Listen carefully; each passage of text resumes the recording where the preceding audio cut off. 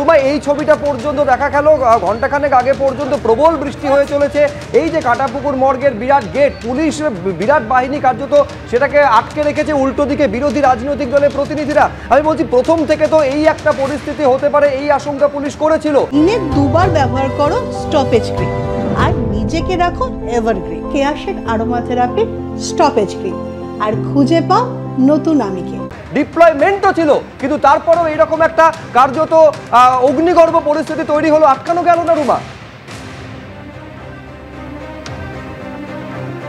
দেখো, যেই মুহূর্তে কিন্তু দেহ কাটাপুকুর মর্গে এসে পৌঁছায়, যেটা বলছিলাম যে প্রচণ্ড, যেমন তুমিও বলছিলে, প্রচণ্ড বৃষ্টি ছিল। এবং এই ছবিটা একবার দেখিয়ে দেবো, যখন একে বলা যেতে পারে গোড়ালি পর্যন্ত কাদা। ঠিক এই গেটটা কিন্তু আমি বলতে পারি যে এই গেটটা তখন এই মুহূর্তে তখন লোকজন এত বাইরে ছিল এবং তাদের কিন্তু ভেতরে প্রবেশ করতে দেওয়া হচ্ছিল না। বেশ কিছুজন ভেতরে প্রবেশ করেছিলেন, বক্তব্য ছিল ভেতরে যাওয়া যাবে না।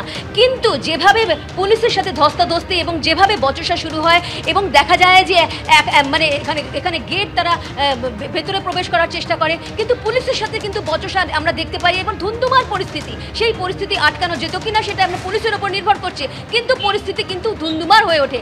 এবং সব থেকে বড় কথা, এই মুহূর্তে আমি দীপশিতাকে দেখতে পাচ্ছি, তোমরাও কিন্তু এখানে উপস্থিত ছিলে, তোমরা ভেতরে যাওয়ার চেষ্টা করছিলে, বক্তব্য কি ছিল তোমার? আমাদের পরিষ্কার কথা ছিল, যেভাবে আরজি করের ক্ষেত্রে বডি লোপাট করে তথ্য প্রমাণ ট্যাম্পার করা হয়েছিল, সেই এক জিনিস যেন এখানে না হতে পারে।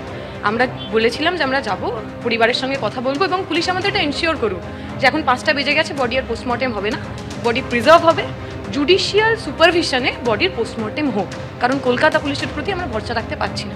আমরা যখন সেই কথাটা বলার জন্য প্রথমত ভিতরে ঢুকতে দেওয়া হচ্ছিল না, যখন আমরা ভিতরে ঢুকলাম আপনারা দেখেছেন কিভাবে আমাদেরকে মারধর করা হয়েছে। এই যে মেয়েটি, জামা কাপড় ছিঁড়ে দেওয়া হয়েছে, আমাদের এক কমরেড ভিকি ডিওয়াইফাই এর মুখ ফাটিয়ে দেওয়া হয়েছে, 2 জন কমরেড তাদেরকে অ্যারেস্ট করেছে এবং প্রিজন ভ্যানের মধ্যে মানে কাস্টোডিয়াল তাদের উপর অত্যাচার করা হয়েছে, তাদেরও একজনের মুখ ফাটিয়ে দেওয়া হয়েছে। এই ভয়টা কিসের জন্য? আমরা তো ওখানে কেউ বডির কাছেও যাইনি, আমরা ওখানে কেউ পুলিশের কাছে হুজ্জুতিও করতে যাইনি। এখনো পর্যন্ত পাওয়া খবরে কিন্তু পোস্টমর্টম হচ্ছে না। সেটা এই যে মানুষ এখানে ছিলেন, এলাকার সাধারণ মানুষ যারা এখানে দাঁড়িয়েছিলেন, প্রেশারটা তৈরি করেছিলেন। I want to thank the media fraternity. আপনারা প্রথম থেকে এখানে ছিলেন বলে আরজি করে ওরা যা করতে পেরেছিল, এবারে তা করতে পারেনি আমাদের সবার প্রেশারের জন্য। এমন না ওরা কোনো কিছু।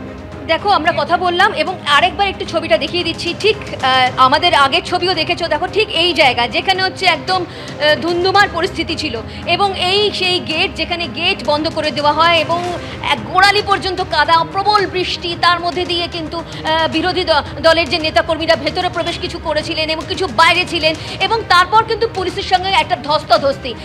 তার আগে কিন্তু দেখেছি যে পুলিশের কিন্তু ডিপ্লয়মেন্ট যথেষ্ট ছিল, কিন্তু তারপরেও কিন্তু সেই পরিস্থিতি এড়ানো সম্ভব হলো না। তবে এখনো পর্যন্ত পাওয়া খবরে কিন্তু জানা যাচ্ছে যে পোস্টমর্টম হচ্ছে না এবং পোস্টমর্টম যেহেতু হচ্ছে না এবং বিজেপির তরফ থেকে অগ্নিমিত্রা পাল বলেছেন যে তারা আদালতে যাবেন।